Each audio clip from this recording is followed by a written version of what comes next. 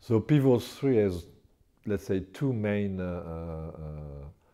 stories within this car. One is provide to the people a very new driving sensation, thanks to the center driving position. You are not anymore on the side of the car, you are in the center. That gives you a very different visibility, a very different way of driving in general, like to drive a race car, for example, a one-seat race car.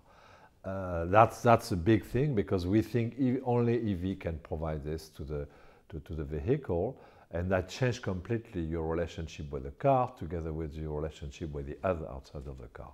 That's the first point. The second point is about this extreme agility in a city. You know, we can U-turn in 4 meters, which is in itself a revolution. Now the car are more about 8 to 10 meters to do this.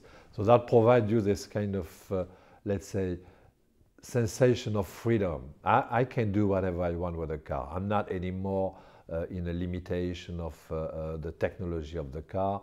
I can drive, almost you can move like people move.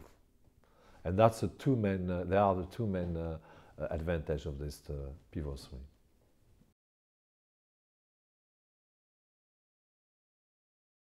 The challenge is not so easy for us, because iconic design is somehow we enjoy and play around something new, forget about today's design theme or etc.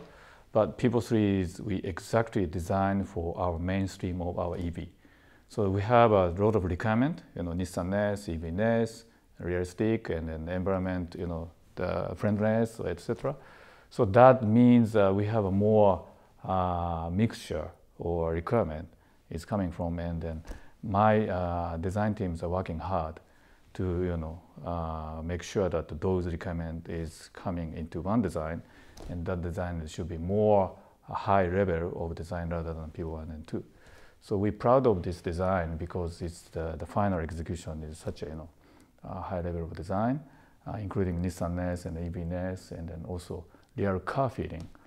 As you've seen in the show booth, you can feel those kinds of things through our design.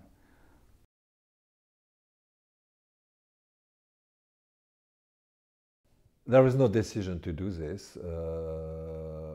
We are now considering the next step of the EV after Leaf, the Infinity EV, and an LCV EV.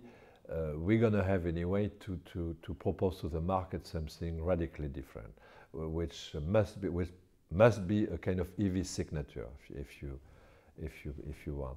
And so Pivo 3 is one of the candidates. This is not the only one. If you remember, we made years ago a kind of compact sport EV.